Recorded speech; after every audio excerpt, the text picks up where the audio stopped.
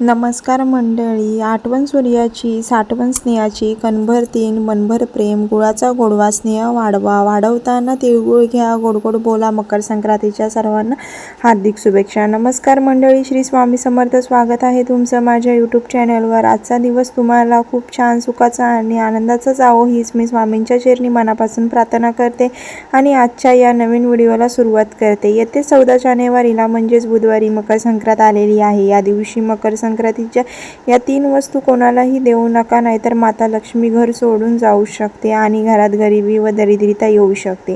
आपल्या घरात असलेली माता लक्ष्मीची जागा लक्ष्मी घेऊ शकते आणि 99% लोकांना ही गोष्ट अजूनही माहीत नाही. म्हणूनच आजच्या या व्हिडिओमध्ये मी सांगितलेल्या मकर संक्रांतीच्या दिवशी अशा कोणत्या वस्तू आहेत ज्या तुम्ही चुकूनही कोणाला देऊ नयेत याबद्दलची संपूर्ण माहिती सांगणार आहे.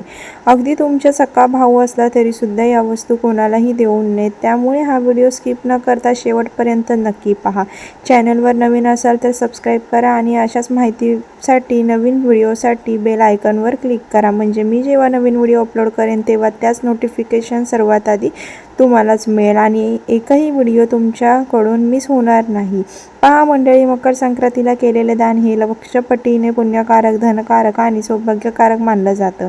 म्हणूनच आपण या दिवशी आपल्या श्रद्धेनुसार दानधर्म करतो, कारण या दानाचं धार्मिक महत्त्व फार मोठं आहे. वाईट काळात या दानाचं पुण्य आपल्याला नक्कीच कामी येतं, परंतु दान करताना काही अशा वस्तू असतात ज्या आपल्याला चुकूनही दान करायच्या नसतात. जर आपण या वस्तू दान केल्या किंवा घरातून उसन्या दिल्या तर त्याचे वाईट परिणाम आपल्यालाच भोगावे लागतात.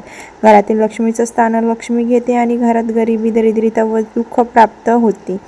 म्हणून मकर संक्रांतीला मी ज्या वस्तू सांगणार आहे त्या चुकून सुद्धा कोणालाही देऊ नका. कोणी मागायला आलं तरी सुद्धा त्या वस्तू देऊ नये. यंदा मकर संक्रांत ही 14 जानेवारी 2026 रोजी बुधवारी या दिवशी आलेली आहे. मकर संक्रांतीचा हा सण एकूण 3 दिवसाचा असतो. भोगी, संक्रांत आणि किंक्रांत. संक्रांतीपासून रथसप्तमीपर्यंत आणि हळदी कुंकू करू शकतो. हळदी कुंकाच्या वेळी अनेक वस्तू दान केल्या जातात, पण त्यामध्ये सुद्धा काही वस्तू अशा आहेत ज्या अजिबात देऊ नयेत. भोगी, संक्रांत आणि किंक्रांत या तिन्ही दिवशी मी सांगणाऱ्या काही वस्तू चुकून सुद्धा कोणालाही देऊ नका. यंदा मकर संक्रांत पुण्यकाळ बुधवार 14 जानेवारी 2026 रोजी दुपारी 3:06 पासून सुरू होणार असून सूर्य मकर राशीत प्रवेश करेल. हा पुण्यकाळ सूर्यास्त म्हणजे सायंकाळी 6:20 पर्यंत असणार आहे. या वेळेत तुम्ही दानधर्म करू शकता. त्यानंतर किंक्रांत सोडून रथसप्तमीपर्यंत सुद्धा दानधर्म करता येतो. मकर संक्रांतीच्या निमित्ताने आपण गरजू लोकांना दान करतो, विधवा स्त्रियांना हळदी कुंकू देतो, वाण देतो, पण हे सगळं करताना काही गोष्टी टाळणं खूप महत्त्वाचं आहे. यासोबतच मकर संक्रांतीच्या दिवशी काही वस्तू खरेदी करणं ही ज्योतिषशास्त्रानुसार पूर्णपणे वर्ज्य मानलं आहे. यातील पहिली वस्तू आहे झाडू. आपल्या घरात सण आला की झाडू खरेदी करण्याची सवय असते, पण मकर संक्रांतीच्या दिवशी झाडू अजिबात खरेदी करू नका. झाडूला माता लक्ष्मीचं प्रतीक मानलं जातं. झाडू खरेदी करण्यासाठी अश्विन अमावस्या, धनत्रयोदशी किंवा कोणताही शुक्रवार योग्य मानला जातो, पण मकर संक्रांतीच्या दिवशी यासाठी अजिबात योग्य नाही. या दिवशी झाडू खरेदी केल्यास आपण पैसे खर्च करतो आणि झाडू घरात आणतो, म्हणजेच लक्ष्मीचाच अपमान होतो. पैसे ही लक्ष्मी आहे आणि झाडू ही लक्ष्मीचं प्रतीक आहे. त्यामुळे या दिवशी ही चूक केल्यास माता लक्ष्मी नाराज होऊन घरातून निघून जाऊ शकते आणि घरात गरिबी येऊ शकते. त्यामुळे चुकूनही मकर संक्रांतीला झाडू खरेदी करू नका असे अनेक लोक सांगतात. मंदिरात दान करतात, पण मकर संक्रांतीच्या दिवशी झाडू दान करणेही टाळा. झाडू दानासाठी काही विशिष्ट तिथी असतात, पण मकर संक्रांत यात येत नाही. तसेच या दिवशी घरातील झाडू कोणाच्याही नजरेस पडू देऊ नका.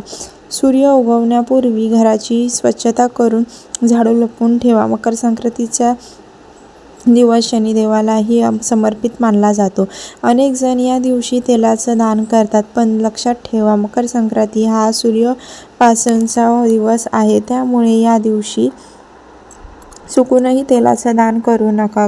मंदिरात गरिबांना किंवा ओळखीच्या व्यक्तीला तेल देऊ नका. हळदी कुंकवाच्या वाणासोबत सुद्धा हेअर ऑइल, तेल किंवा सुगंधित तेल देऊ नका. त्याबरोबर टोकदार, धारदार लोखंडी वस्तू, सेफ्टी पिन यासारख्या गोष्टी वाणात देऊ नयेत. प्लास्टिकच्या वस्तू देणंही टाळा, कारण त्यातून नकारात्मक ऊर्जा वाढते. मकर संक्रांतीला कपड्याचं दान करता येतं, पण काळ्या रंगाचे कपडे देऊ नयेत. वापरलेल्या वस्तूंचं दान करणंही टाळा. आता पाहूया मंडळी, मकर संक्रांतीच्या दिवशी कोणत्या वस्तूचं दान करणे अत्यंत शुभ, पुण्यकारक आणि सौभाग्यदायक मानलं आहे. कारण मकर संक्रांतीचा दिवस हा केवळ सण नसून तो दानधर्माचा, पुण्यसंचयाचा आणि जीवनात सकारात्मक बदल घडवून आणणारा दिवस आहे. या दिवशी आपण योग्य वस्तूचं दान केलं, योग्य भावनेने दान केलं तर त्याचं फळ आपल्याला अनेक पटीने मिळतं. तसं धर्मशास्त्रात सांगितलेलं आहे. सर्वात पहिली आणि अत्यंत महत्त्वाची वस्तू म्हणजे काळे तीळ. मकर संक्रांतीच्या दिवशी काळ्या तिळाचं दान हे अत्यंत पुण्यकारक मानलं जातं. विशेषतः सूर्यदेव आणि शनिदेव यांच्या कृपेसाठी काळ्या तिळाचे दान फार महत्त्वाचं आहे. या दिवशी जर तुम्ही काळे तीळ सूर्यदेवांना अर्पण केले किंवा गरजू व्यक्तीला दान केले तर आयुष्यातील अडचणी, संकट खूप दूर होतात असं मानलं जातं. शनींशी संबंधित अडथळे, रखडलेली कामं, मानसिक तणाव यामध्ये हळूहळू सकारात्मक बदल आणू शकतात. त्याचबरोबर या थंडीच्या गरिबांमध्ये गरजूंना नवीन कापडाचं दान करणे अत्यंत पुण्यकारक मानलं जातं. लक्षात ठेवा, कपडे नेहमी नवीनच असावे, स्वच्छ असावे. जुन्या वापरलेल्या कपड्याचं दान या दिवशी टाळावं. जर शक्य असेल तर थंडीपासून संरक्षण मिळावं म्हणून ब्लँकेट, शाल, चादर याचं दान केल्यास खूप मोठं पुण्य प्राप्त होतं.